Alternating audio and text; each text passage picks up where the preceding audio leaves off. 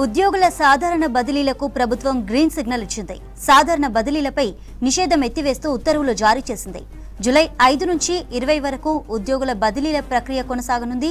రాష్ట్ర వ్యాప్తంగా కౌన్సిలింగ్ ద్వారా ప్రభుత్వ ఉద్యోగుల బదిలీకి నిర్ణయం తీసుకుంది సర్కారు.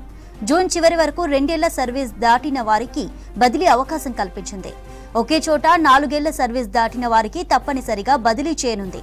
వచ్చే ఏడాది జూన్ 30 వరకు రిటైర్ అయ్యే వారికి మాత్రమే 4 ఏళ్ల సర్వీస్ మించినా కొనసాగింపు అవకాశం ఇచ్చారు. ఒకే పోస్టులో ఎక్కువ మంది బదిలీ కోరుకుంటే భార్యాభర్తలు, ఏడాదిలోపు రిటైర్మెంట్, దివ్యాంగులు, మానసిక సమస్యతో బాధపడే పిల్లలున్నవారు, వితంతులు, తీవ్రమైన జబ్బులు లాంటి అంశాల ఆధారంగా ప్రాధాన్యం కల్పించింది ప్రభుత్వం. ఇదే ఇష్యూపై మరిన్ని డీటెయిల్స్ అందించడానికి యాదగిరి లైవ్ లో ఉన్నారు. యాదగిరి, డీటెయిల్స్ ఏంటి? చంద్రిక, ఈ సాధారణ బదిలీలకు సంబంధించి కొన్ని రోజుల నుంచి కూడా ఉద్యోగస్తుల నుంచి ఉన్నటువంటి డిమాండ్ ఇది.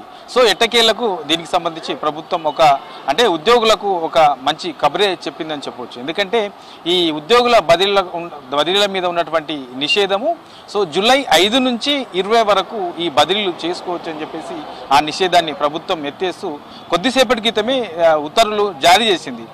ఈ ఉత్తర్వుల ప్రకారము జూలై 5 నుంచి 20 వరకు అంటే 15 రోజుల పాటు రాష్ట్రంలో ఉన్నటువంటి సాధారణ ఉద్యోగులకు సంబంధించినటువంటి బదిలీలన్నీ కూడా ఈ 15 రోజులలో పూర్తి అవుతాయి. ఇప్పటికే కొన్ని శాఖలకు సంబంధించినటువంటి ఆ బదిలీలకు సంబంధించిన లిస్టు కూడా కొన్ని శాఖలది అప్పటికే ఆ అధికారులంతా కూడా రెడీ చేశారు. ఇక మిగతా కొన్ని శాఖలకు సంబంధించినటువంటి లిస్టు కూడా అధికారులు తయారు చేస్తున్నారు. ఇప్పుడు ఇచ్చినటువంటి ఈ ఉత్తర్వుల ప్రకారము 4 సంవత్సరాల కంటే పైగా ఒకే దగ్గర పనిచేస్తున్నటువంటి ఉద్యోగులందరినీ కూడా తప్పనిసరిగా అక్కడి నుంచి బదిలీ చేశారు.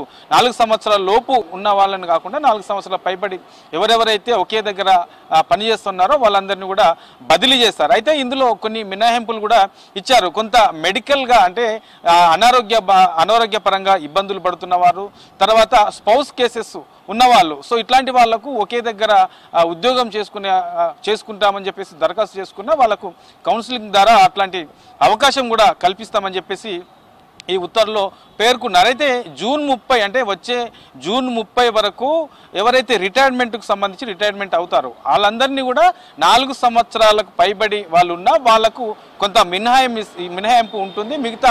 మిగతా వాళ్ళందరూ కూడా 4 సంవత్సరాల కంటే ఎక్కువగా ఒకే దగ్గర పనిచేసిన ఉద్యోగస్తులందరినీ కూడా తప్పనిసరిగా ఈ ఉత్తర్వుల ద్వారా బదిలీ చేసే అవకాశం ఉంటుంది. దీనికంతా కూడా కౌన్సిలింగ్ ద్వారానే ఈ బదిలీలు ఉంటాయి. అయితే గత కొన్నేళ్లుగా అంటే కంటిన్యూగా ఒకే దగ్గర ఒకే ఉద్యోగి పనిచేయడం వల్ల పెద్ద ఎత్తున ఈ అక్రమాలు, అవినీతికి పాల్పడుతూ ఉన్నారు. తర్వాత పై స్థాయి అధికారులకు కింది స్థాయి అధికారులు చెప్పినా కూడా ఆ పనులు చేయట్లేదు. దీనివల్ల చాలా ఇబ్బందులు తలెత్తుతున్నాయనే అభిప్రాయాలు కూడా ఉన్నాయి. ఇట్లాంటి కారణాల వల్ల కూడా ప్రభుత్వంకు కొన్ని రోజుల నుంచి ఉన్నటువంటి డిమాండ్ ఇది. గతంలో ప్రభుత్వం కూడా ఇచ్చిన హామీ ఇది. అంటే ఉద్యోగులందరినీ కూడా బదిలీ చేస్తాము, అవినీతి అక్రమాలకు పాల్పడకుండా ప్రభుత్వం జాగ్రత్తలు తీసుకుంటుంది అని ఇప్పటికే చెప్పింది. కాబట్టి అందులో భాగంగానే ఈ బదిలీ అని చెప్పొచ్చు. ఈ 15 రోజుల లోపల రాష్ట్ర వ్యాప్తంగా కింది స్థాయి నుంచి పై స్థాయి వరకు రాష్ట్ర క్యాడర్కు సంబంధించినటువంటి ఉద్యోగులందరినీ కూడా అంటే 4 సంవత్సరాలకు పైబడి ఒకే దగ్గర ఎక్కడైతే పనిచేస్తున్నారో ఆ ఉద్యోగులందరినీ కూడా ప్రభుత్వం బదిలీ చేయబోతుంది. ఇక